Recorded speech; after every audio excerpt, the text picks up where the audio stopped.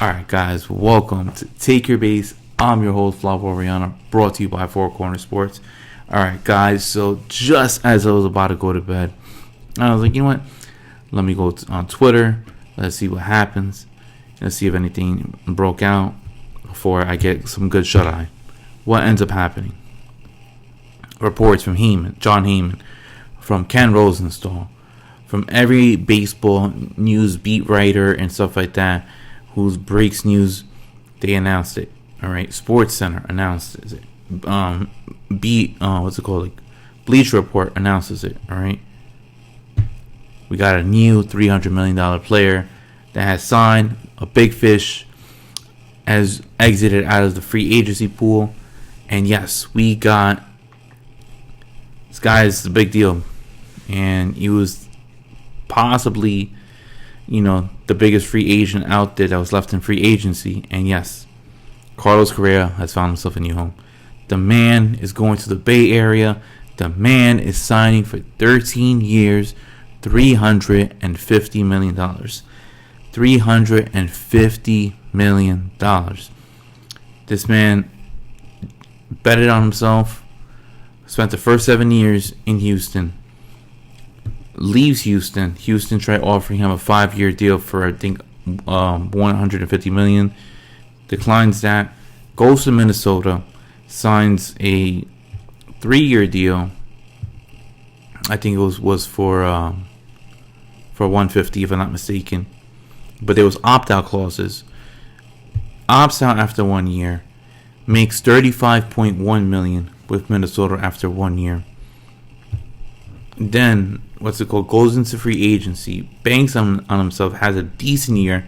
Believe he had like 22 home runs, 81 RBIs, and a .291 batting average. Don't remember the exact stats off my head, but that's what I remember last seeing.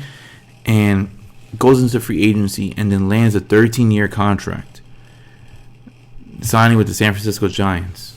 That's big stuff right there, guys. That's very big stuff.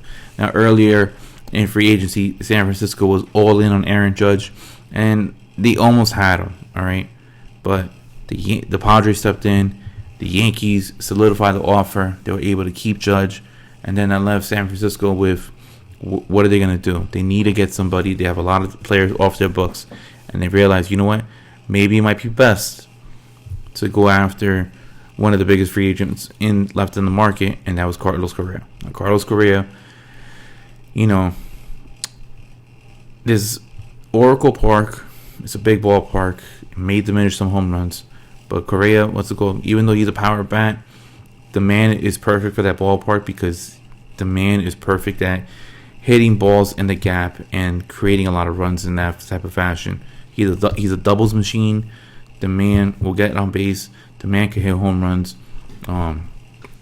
Perfect suited for that ballpark. The only problem is that even though he could be projected from 25 to 30 home runs, he might be projected anywhere between 20 to 25 home runs, which is give or take around what he usually does on a year-on-year basis. I mean, the man, was good in Houston.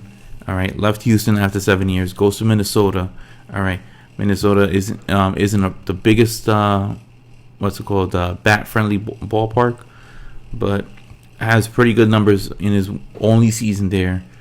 Goes into free agency, banks on himself, and gets this job well done by Carlos Correa. Very, very wise of him that he actually declined that first offer when he became a free agent the year before. Last year, when Houston wanted to keep him, he said no to that 5-year deal. They went their merry way. Jeremy Pena scoots in. Carlos Correa goes up north to Minnesota, banks on himself, and ended up turning down a 5-year deal that was worth $150. Turns that into $35.1 plus $350 million. The man made close to $400 million. Is projected to make close to $400 million from last year up until the ending of his contract that he just signed. Now the man is 28, gonna be 29.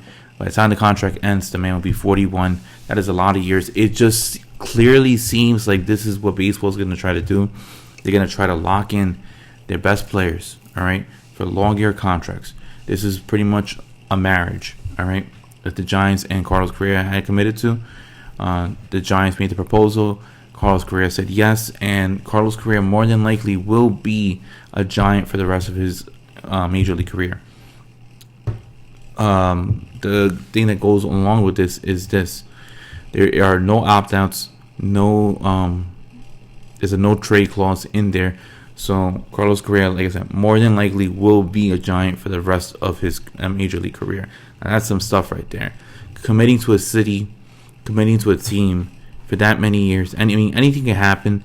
It's fully guaranteed contract, just like baseball for the most part. Most of these contracts are fully guaranteed, if not all of them. But for Carlos Correa to go in there and bet on himself, it's just some phenomenal stuff right there. Now, the Giants are nowhere near close to being a championship team, but they're at least now setting the foundations. All right, you got Brandon Crawford at the back nine of his career. Brandon Belt, another person, back nine of his career. Buster Posey's out; he retired. You have Joey Bart behind home plate. You still have Brandon Webb. I don't believe they're going to sign Carlos Rodon. Carlos Rodon is asking for a 7-year contract worth at least over $200 million. Will any team give him that? I have no idea.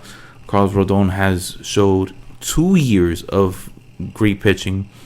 I think many teams are looking to see if he can sustain all that, or is this just a little bit of a fluke?